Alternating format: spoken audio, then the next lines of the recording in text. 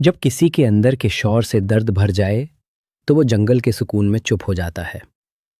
एक पुरानी कार ढूंढ से गुजारती है। दो लोग, एक मन और एक वुमन, बिना कुछ बोले बस जंगल की तरफ जा रहे हैं। उनके चेहरे पे नफरत नहीं, सिर्फ थकान है, जैसे सब कुछ हार चुके हो। कार का इंजन बंद होता है और वो दोनों आव के गहरा फॉरेस्ट में घुस जाते हैं।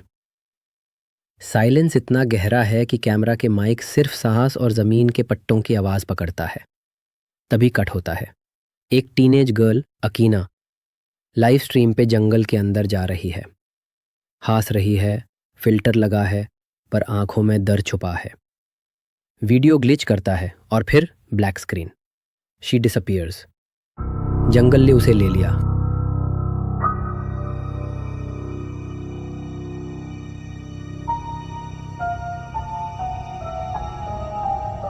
हेबिकी और उसकी छोटी बहन में she is watching the viral live stream of Akina. उनकी फ्रेंड यूना के रिएक्शंस डिस्टर्ब करने वाले हैं। उसे लगता है अकीना अभी भी जिंदा है या कुछ बुला रहा है।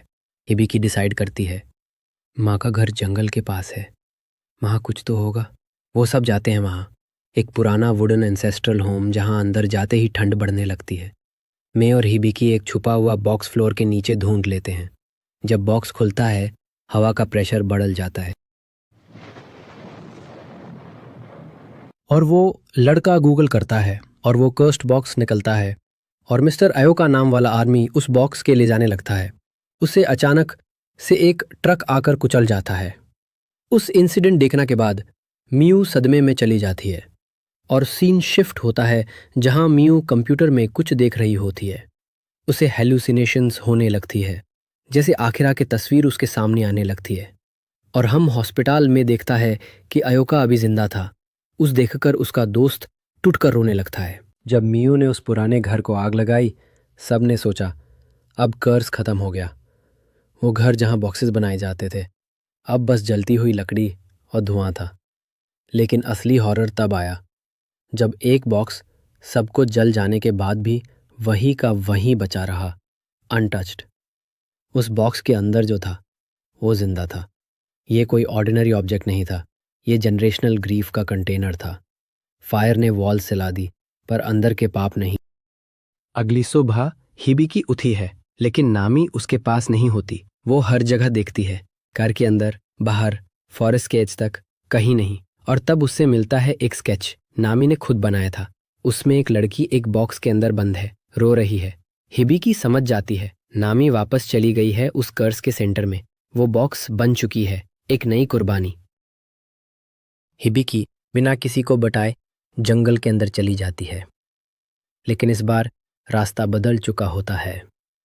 पहले जहां ट्रीज थे, अब वहां फेसेस हैं। जमीन पर पुराने लोगों के फुटप्रिंट्स जो चलते ही गायब हो जाते हैं। जंगल जैसे जिंदा है, हर कदम पर उसे अंदर खींच रहा है। ये कोई ढूंढने की जर्नी नहीं, ये कन्फेशन है। फॉरेस्ट चाहता है हिबिकी अपने अंदर के गिल्ट से मिले। वो एक पुरानी जगह पर पहुंचती है, एक श्राइन जहां हर एक बॉक्स बनाया गया था। वहां क्रैक बॉक्सेस हैं, सब अपने अपने शिखर के नाम के साथ। और सेंटर में एक massive wooden box, human sized, seal with rope और ब्लड मार्किंग्स। वहीं पे लिखा होता है for those who carry sorrow, मतलब जिसके अंदर दर्द ज्यादा है उसका ही नंबर है। ये जगह सैक्रिफाइस की फैक्ट्री थी। बॉक्स खुलता है और उसके अंदर से निकलता है एक शैडो हिबिकी। पाले साइलेंट ब्लैक आइज, वो सेम फेस लेकिन विदाउट लाइफ। हिबिकी के आसपास डेड विलेजर्स की आत्माएं घूमने लगती हैं। वो कहते हैं तुम भी वही हो, तुम्हारा नंबर है अब। फॉरेस्ट उससे कह रहा था अपने आप को बॉक्स में सील करो, नामी वापस आ जाएगी। ये मोमेंट था जहां हिबिकी को अपने गिल्ट का सच फेस करना था। हिबिकी के सामने या तो अपनी लाइफ देना था या अपने गिल्ट का सामना। उसके दिमाग में फ्लैशबैक्स आते हैं, नामी की हंसी, उनका बचपन, उनकी बॉन्डिंग।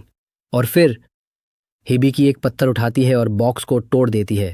एक लाउड स्क्रीम आता है और पूरा श्राइन शेक करता है। सब बॉक्सेस क्रैक होने लगते हैं और अंदर की स्पिरिट स्मोक बनकर ऊपर उड़ जाती हैं। Finally free. GL and.